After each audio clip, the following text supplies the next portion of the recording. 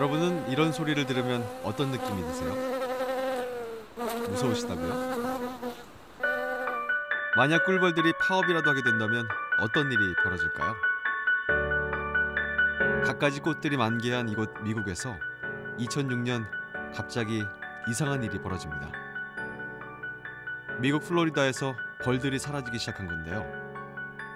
이후 25개 주에서 50에서 최대 90%에 달하는 벌들이 자취를 감췄습니다. 양봉업계는 비상이 걸렸고 농가에서는 수확량에 타격을 입기 시작했죠. 문제는 벌들의 이런 행동이 미국뿐만이 아니란 사실인데요. 유럽과 아시아, 아프리카 등지에서 동시다발적으로 발생하면서 꿀벌 가운데 일벌의 수가 급속히 감소했습니다. 전문가들은 이런 현상을 군집 분개 현상, 즉 꿀벌의 집단 실종 현상인 CCD라고 부르기 시작했죠.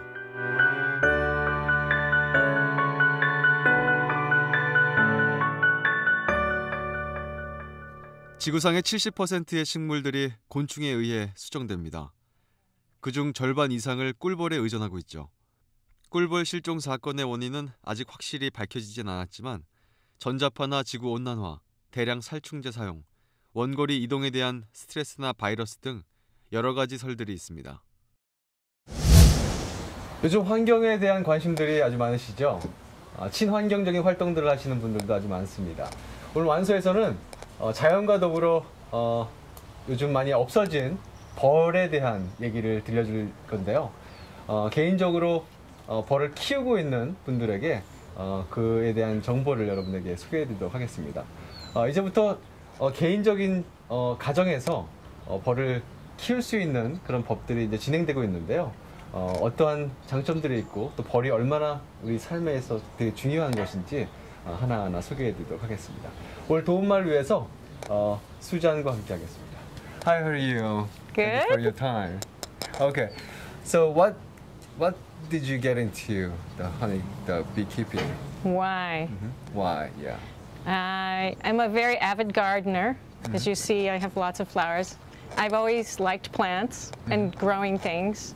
And bees get their food from blooming plants. There's a connection between what we eat and what we grow in our gardens and bees. Bees do pollination, which is the spreading of pollen from flower to flower, yes? Actually, the bee is, it's a little dangerous. The people don't, right? People think so. I think so, yes. But they focus on the stinging of the bee. Stinging. But stinging of bees is just one aspect of bees. Dogs bite, yes? Cats can bite or scratch, but we don't think of them as that's what they are. I don't think of bees as their stinging. I think of bees as the services they do to make our food and to make the garden alive with something living and flying, and the maker of honey, which I love very much. Your neighbor is okay? Yes. For that? Well, nobody complained? For a long time they didn't know. They didn't know that? Well, how can you tell? Bees are everywhere, yes? Right, they don't know I have a beehive. This one here found out I had a beehive because my husband finally slipped and mentioned it when we were talking about other issues related to being neighbors. So he let the cat out of the bag, as they say. But my neighbor here also welcomes me having the beehive because I give the honey to her son who has allergies to pollens. And these bees, honeys have good honey, good pollens in them to expose this child to strengthen his immune system. I see. To the pollens, yeah. Wow. They should contact a beekeeping club like Honey Love. Honey Love. We will help training. Very important to join. And if you go on the website, we have lists of the equipment you need to buy and the books you need to read. So it guides you in the beginning.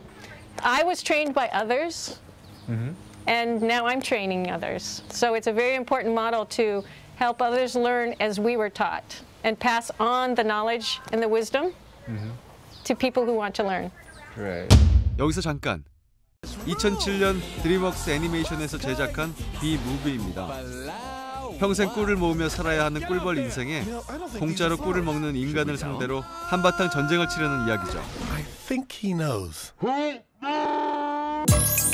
벌들은 어떻게 먹이를 구하고 집을 찾아오는 걸까요? 벌들의 식량이자 에너지원인 꿀과 꽃가루, 특히 여왕벌과 유충의 먹이인 로얄젤리를 만드는 꽃가루는 1년에 20kg 정도가 필요하다고 합니다. 이는 꿀벌 한 마리가 수개월 동안 모아야 하는 양이죠. 하지만 꿀을 먹는 곤충은 벌뿐만이 아니죠. 주변에 많은 경쟁자들이 존재합니다. 그래서 그들은 그들만의 생존 전략이 있는데요. 먼저 꿀과 꽃가루를 수집하는 일명 수집벌이 있습니다. 하지만 수집벌이 한 번에 꿀이 있는 꽃을 찾진 못할 텐데요. 그래서 그들을 도우는 정찰벌이 있습니다. 1cm 남짓 작은 체구의 정찰벌은 반경 10km 이내의 목표물을 정찰합니다. 목표물을 발견하면 집과 꽃밭을 수십 차례 왕복하면서 최적의 루트를 확보하죠. 그리곤 벌들의 춤의 향연이 펼쳐집니다. 벌들은 춤을 통해 의사소통을 하는데요. 만일 벌이 원형으로 춤을 추면 목표물이 100m 이내에 있다는 뜻이고 100m 이상의 경우는 팔자로 춤을 추는데 이때 목표물이 가까워지면 꼬리를 심하게 흔드는 일명 꼬리춤을 춥니다. 흐린 날에는 태양빛의 파장까지 고려해 수킬로미터 떨어진 꽃들까지 전달한다고 하니까 야, 정말 대단하죠.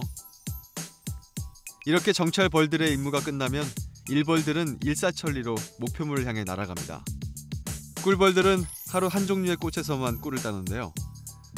어떻게 그 많은 꽃들 중에서 어떤 게 꿀이 있고 없는지, 또 이미 동료가 다녀간 꽃인지를 알 수 있을까요?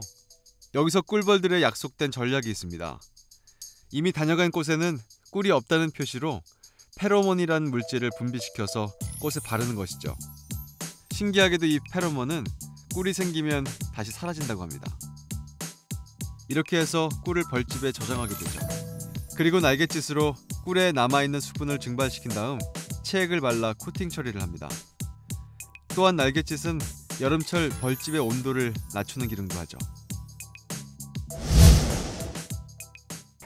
Okay, so which one do you want to taste first? Yes, this one. all different types. All different from at different times of year and different colonies of bees, different hive of bees. So how often do you It depends. It just depends on what I see going on in the hive. If I think that the bees have enough, and me taking some will not set them back. They need to eat also, yeah? I don't want to take, it's like somebody walking into your kitchen taking all your food. Right. Some you can take, not all. So why is so different? Why is different color Different in this amounts of clear? pollen in this one. And so when there's more pollen in it, it makes a more opaque honey. This one has less pollen. I don't know why. And it's many different kinds of flowers. In the city, look at all the things blooming here. Wow. So usually it's 3 different types of No, there could be different. endless numbers of. 꿀의 종류는 상당한데요. 벌꿀은 꽃의 종류에 따라 그 맛과 색, 향이 달라집니다. 색상의 짙고 옅음은 종종 꿀의 향과 맛을 가늠하는 요소로 사용되는데요. 색상이 밝을수록 순한 맛과 향을, 색이 짙을수록 거친 맛과 향을 가지고 있을 가능성이 큽니다. 주로 야생화에서 채집된 꿀이 짙은 편이라고 하네요. 또한 꿀이 허옇게 침전되는 것은 벌꿀 중에서 포도당 성분이 과당보다 많을 때 일어나는 물리적 현상이라고 하니까요. 참고하세요. 자, 여러분 이게 3가지의 색깔이 다르고 종류 다른데요. 지금 어떤 맛이 나는지 먹어보도록 하겠습니다. 첫 번째.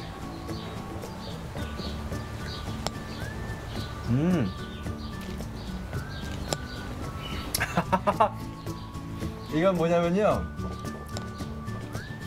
잼 들어간 과자 먹는 맛이에요. 이렇게 보들보들한 느낌 있죠? 딱 씹으면 무슨 그 사과 잼 같은 거 들어있는 그런 과자 이렇게 씹어 먹는 느낌이에요.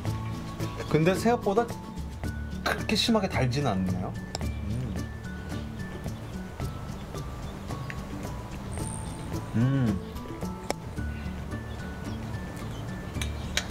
얘는 좀 씹히는 이런 느낌, 질감 같은 게, 식감 같은 게 있었는데, 이 친구는 얘보다 조금 더 달고, 그리고 더 이렇게 끈적끈적한 느낌이 많이 있어요. It's more sweeter than this. 마지막이요.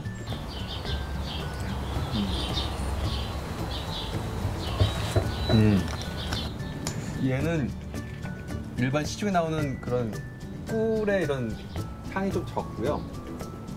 훨씬 더 약간 그 기름에 대한 그런 느낌이 많이 있네요. 오일리하고, it's very oily. 그리고 근데 향은 굉장히 강해요. I love this. This is my favorite. What's your favorite? I don't know because I haven't tasted them yet. Not yet. I like all of them though. I've never found one I don't like.